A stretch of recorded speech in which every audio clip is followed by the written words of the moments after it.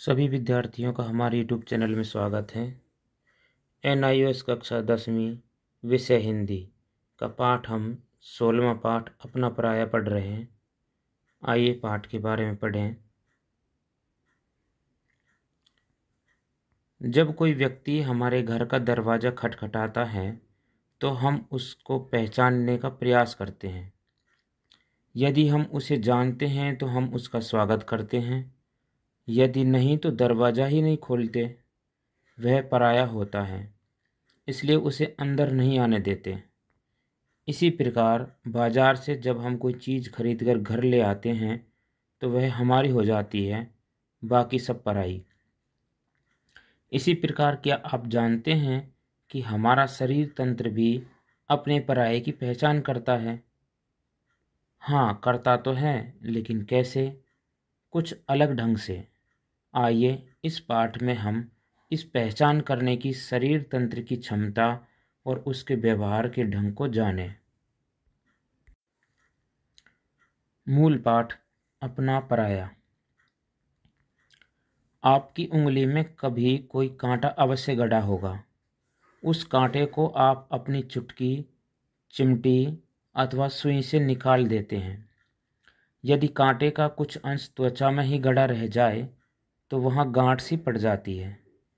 यह गांठ प्राय सूख कर निकल जाया करती है और उसी के साथ कांटा भी निकल जाता है। कभी कभी त्वचा में रह गए कांटे के स्थान पर फोड़ा बन जाता है, जिसके फूटने पर मवाद के साथ कांटे से छुटकारा मिल जाता है। आपकी आंख में कभी धूल अथवा कोयले का कण चला गया होगा। ऐसी स्थिति में आपकी आंखों से आंसू निकलने लगते हैं, जो उस कण को बहाकर बाहर निकाल देने का प्रयास करते हैं। यदि इस प्रकार भी कण आंख से नहीं निकलता है तो चिकित्सक की सलाह लेनी पड़ती है, क्योंकि कण की चुभन चैन से नहीं बैठने देती।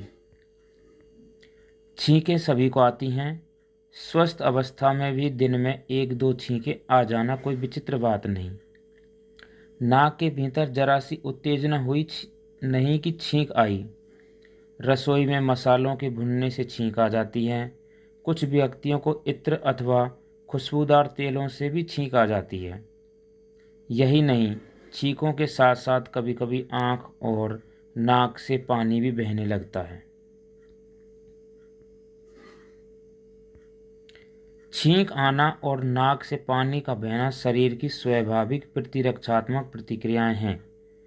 इनके द्वारा शरीर उन तमाम बेमेल और हानिकर पदार्थों को बाहर निकाल फेंकने की चेष्टा करता है जो वायु द्वारा नाक के भीतर चले जाते हैं। हमारे शरीर की यह सुरक्षा व्यवस्था हमें विभिन्न प्रकार की बीमारियों और कष्टों से बचाती है। मुख के भीतर जीभ एक द्वारपाल जैसा कार्य करती है। खाने पीने के प्रत्येक पदार्थ का स्वाद लेकर वह उसे परख लेती है। कड़वे और दुस्वाद पदार्थ को हमारी जीभ प्राय भीतर ले जाने से इनकार कर देती है। भोजन के ग्रास में भूल से आया हुआ कोई बाल अथवा कंकड़ पत्थर प्राय जीभ की पहुंच से बच नहीं पाता है। खाई हुई प्रत्येक वस्तु तब तक शरीर का अंश नहीं बनती जब तक आमाशय और आंतड़ी उसे पचाकर रक्त में नहीं पहुंचा देते। कभी कभी खाई हुई वस्तु का आमाशय स्वीकार नहीं करता और उसे उल्टी के रूप में शरीर के बाहर निकाल फेंकता है। इस तरह पेट अथवा आमाशय भी एक प्रकार से द्वारपाल है।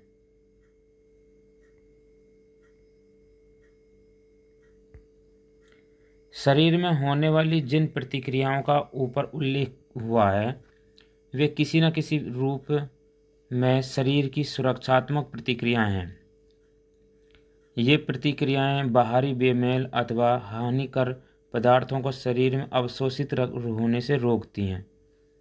शरीर का प्रयास होता है कि अवांछित वस्तु को भीतर प्रविष्ट न होने दें, और यदि किसी प्रकार भीतर चली जाएं भी तो उसे शरीर से बाहर निकाल फेंकें। वातावरण में असंख्य रोगाणु होते हैं। ये हमारे शरीर में प्रवेश पाने का प्रयत्न करते हैं ताकि इन्हें आश्रय के साथ साथ भोजन भी मिल सके। शरीर के ऊतकों को खा खाकर ये पनपते, बढ़ते और प्रजनन करते हैं। इनके प्रभाव से भांति भांति के रोग उत्पन्न हो जाते हैं। शरीर इन रोगाणुओं को भीतर प्रविष्ट होने से रोकने का प्रयत्न करते हैं और उनसे अनेक प्रकार से लड़ता भिड़ता है। त्वचा देह रूपी दुर्ग की बाहरी दीवार है। यह दीवार शरीर की मुख्यतः दो प्रकार से रक्षा करती है। प्रथम, यह शरीर की नमी को भाप बनकर उड़ जाने से रोकती है। दूसरे, वायु और वस्त्रादि के स्पर्श से अपने ऊपर आकर जमने वाले असंख्य रोगाणुओं को यह बाहर ही रोक देती है। परंतु ये रोगाणु भी घात लगाए बैठे रहते हैं कि कब कहीं त्वचा कटे या फटे और ये भीतर घुसें। मलकर नहाते समय हम अनजाने ही इन सूक्ष्म रोगाणुओं को धो धोकर त्वचा से हटाते रहते हैं। सांस लेते समय वायु के साथ भांति भांति के रोगाणु हमारी नाक द्वारा भीतर जाते हैं। इनमें से कुछ को तो नाक के बाल ही भीतर जाने से रोक देते हैं। कुछ रोगाणु नाक के भीतर के श्लेष्मा लसदार स्राव में चिपक कर फंस जाते हैं। ऐसा ही श्लेष्मा फेफड़ों के भीतर की वायु नलियों में भी होता है और वायु द्वारा आए हुए कुछ रोगाणु इनमें चिपक जाते हैं। बलगम के रूप में फेफड़ों के बाहर निकलने वाला यही श्लेष्मा अपने साथ रोगाणुओं को भी बाहर निकाल फेंकता है। हमारे भोजन, दूध, पानी आदि में लुक छिपकर अनेक प्रकार के रोगाणु पहले मुंह में और फिर मुंह से आगे आहार नली में पहुंच जाते हैं। मुंह में बनने वाली लार अन्य कई कार्य करने के साथ साथ कुछ हद तक रोगाणुओं को भी नष्ट करती है। जो रोगाणु आगे पहुंच जाते हैं उन्हें आमाशय अपने अम्ल से नष्ट कर देता है। इस अम्ल का अनुभव कदाचित आपको तब हुआ होगा जब भरा पेट दब जाने से भोजन का कुछ अंश उल्टा चलकर मुंह में आ जाता है और उल्टी हो जाती है। हमने देखा है कि शरीर की सुरक्षा में पहला योगदान त्वचा द्वारा और नाक, फेफड़े, मुंह और आहार नली की भीतरी परतों द्वारा होता है, जो रोगाणुओं को ऊतकों में प्रवेश करने से रोकती हैं। इन परतों के कटने फटने पर अथवा इनके कमज़ोर हो जाने पर रोगाणु शरीर के ऊतकों में पहुंच जाते हैं। अति सूक्ष्म विषाणु वायरस जो पतली त्वचा और भीतरी समूची परतों को भी भेद कर घुस जाते हैं, पर जो भी हो इनका मुकाबला करने के लिए शरीर की सुरक्षा व्यवस्थाएं भी सक्रिय हो जाती हैं। अनेक संक्रमण पूरे शरीर में न फैलकर स्थानीय होते हैं। कल्पना कीजिए कि आपके हाथ की खाल कहीं कट गई है या आपने बहुत ज़्यादा खुजला लिया है, तब पहले से ही त्वचा पर जमे अथवा वायु आदि के स्पर्श से आए हुए रोगाणु भीतर प्रवेश कर जाते हैं। अब ये ऊतकों को खा खाकर पनपते और बढ़ने लगते हैं। हमारा शरीर भी इनके प्रति निष्क्रिय नहीं होता। रक्त की श्वेत कणिकाओं की सेना सतर्क हो जाती है और रोगाणुओं में से निकले हुए कुछ रासायनिक पदार्थों का सुराग पाकर यह उसी ओर धावा बोल देती हैं। इस सेना को रोगाणुओं के संक्रमण स्थल पर जल्दी से पहुंचाने के लिए आसपास की रक्त नलिकाएं फूल जाती हैं ताकि ज़्यादा रक्त पहुंचे। ज़्यादा रक्त पहुंचने से संक्रमण स्थल अधिक लाल, कुछ सूजा हुआ और छूने पर गर्म मालूम होता है। श्वेत कणिकाएं रक्त नलिकाओं की दीवारों में से निकलकर आक्रमणकारियों की ओर बढ़ती हैं और उन्हें खा खाकर नष्ट करने लगती हैं। इस युद्ध में दोनों पक्षों के सदस्य हताहत होते हैं। उनकी मृत देहों का मलबा तथा टूटे फूटे ऊतक मवाद बन जाते हैं, जो घटना स्थल पर बने फोड़े फुंसी के फूटने पर बाहर निकल जाते हैं। यदि प्रथम आक्रमण स्थल पर ही रोगाणुओं का दमन न हो पाया तो वे विजयी होकर आगे बढ़ते हैं और वे ऊतकों के तरल में पहुंच जाते हैं। ऊतक तरल पहले तो अपनी ही विशेष नलियों में बहता है और फिर अंततः रक्त में जा मिलता है। अतः ऊतक तरल में से होकर रक्त में पहुंचने से पहले हमारे शरीर को इन रोगाणुओं के विरुद्ध एक और मोर्चा बनाना होता है। इस मोर्चे का अनुभव कदाचित आपको हुआ होगा। कभी कभी कांख में या जांघ में गिल्टी फूल जाती है जो दर्द करती है। यह गिल्टी तभी बनती है जब हाथ या पैर में कोई फोड़े फुंसी जैसा संक्रमण हो।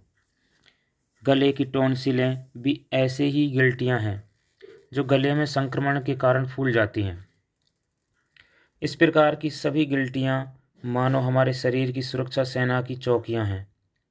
इनके भीतर विशेष प्रकार की भक्षक कोशिकाएं होती हैं जो रक्त की ओर बढ़ने वाले रोगाणुओं को नष्ट करती हैं। जब रोगाणु इन स्थानों पर भी विजयी होकर और आगे बढ़ते हैं तब वे रक्त में पहुंच जाते हैं।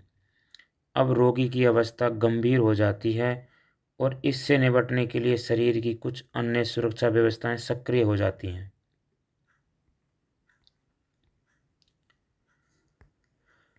कई प्रकार के रोगाणुओं के प्रति भक्षक कोशिकाओं की सेना भी पर्याप्त नहीं होती। विषाणुओं, वायरस का तो ये भक्षक कोशिकाएं कुछ भी नहीं बिगाड़ सकती। इन विषाणुओं के अतिरिक्त जीवाणुओं यानी बैक्टीरिया से जो विष टॉक्सिन निकला करते हैं वे भी भक्षक कोशिकाओं के प्रभाव से मुक्त होते हैं। अतः इन विषाणुओं तथा टॉक्सिनों से टक्कर लेने के लिए शरीर में कुछ विशेष रासायनिक अणु कार्य करते हैं जिन्हें प्रतिपिंड एंटीबॉडी कहते हैं। ये प्रतिपिंड मुख्यतः गिल्टियों, लसिका ग्रंथियों की कोशिकाओं से बनते हैं। प्रतिपिंडों की सबसे बड़ी विशेषता यह है कि ये अपने अनुरूप केवल एक ही प्रकार के रोगाणु अथवा रोग विष से टक्कर ले सकते हैं। अतः प्रत्येक रोगाणु और रोग विष के लिए शरीर में पृथक प्रकार के प्रतिपिंड चाहिए। अधिकतर प्रतिपिंड शरीर में पहले से मौजूद नहीं होते। एक बार कोई रोगाणु अथवा रोग विष शरीर में प्रविष्ट हो जाए और उससे प्रभावित होकर शरीर कम या ज़्यादा बीमार होकर ठीक हो जाए, तब शरीर में उस रोग से टक्कर ले सकने वाले प्रतिपिंड कुछ ही सप्ताह तक बने रह सकते हैं। जैसे इन्फ्लुएंजा के कुछ रोगों के प्रतिपिंड 10-15 वर्ष तक बने ही रह सकते हैं, जैसे चेचक के। जब उस रोग विशेष का आक्रमण होता है तब ये प्रतिपिंड तत्काल शरीर की रक्षा करके हमें उस रोग से बचाते हैं। हमारे शरीर की स्मरण शक्ति ऐसे विचित्र है कि वह रोगाणु को लंबे अरसे के बाद भी पहचान लेती है। रोगों के बचाव टीकों में यही सिद्धांत काम में लाया जाता है। आज 20 प्रकार के टीके बन चुके हैं, जैसे चेचक, पोलियो, टिटनेस, डिप्थीरिया, हैजा, टाइफाइड, क्षय रोग आदि से बचाव करने वाले। इन सब में एक ही सिद्धांत है, दुर्बल किए गए रोगाणु अथवा उनका हल्का किया गया विष जानबूझकर व्यक्ति के शरीर में प्रविष्ट कराया जाता है।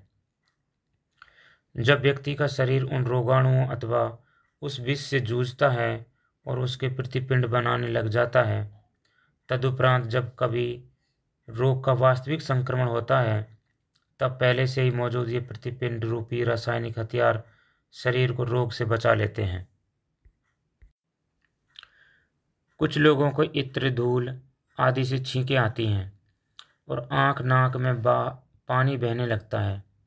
कुछ ऐसे भी लोग होते हैं जिन्हें दूध पीने या अंडा खाने से भी परेशानी होने लगती है। इसी प्रकार कुछ व्यक्तियों के लिए पेनिसिलिन जैसी जीवनदायिनी औषधि भी जानलेवा सिद्ध हो सकती है। ऐसी परिस्थितियों में हम कहते हैं कि व्यक्ति को अमुक वस्तु माफिक नहीं आती अथवा उस पदार्थ से उसे एलर्जी है। एलर्जी पैदा करने वाले पदार्थ अधिकतर ऐसे प्रोटीन होते हैं जो शरीर के लिए सदा पराये बने रहते हैं। रक्त या ऊतकों में पहुंचने पर इन बेमेल प्रोटीनों को हमारा शरीर किसी प्रकार बाहर निकाल फेंकने का प्रयत्न करता है।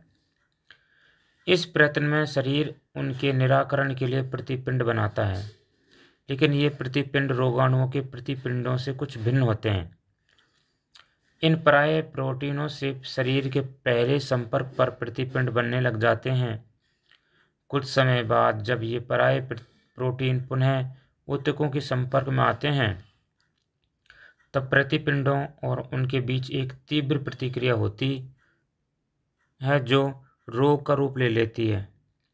शरीर में पित्ती, छपाकी निकलना, सूजन आ जाना, सांस फूलना, दमा हो जाना, ये सब एलर्जी के ही उदाहरण हैं।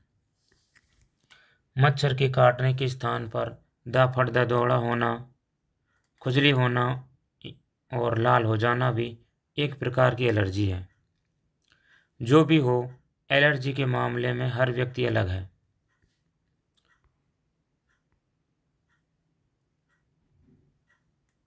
वही पदार्थ एक व्यक्ति के लिए अपना कहा जा सकता है और दूसरे के लिए सर्वथा पराया।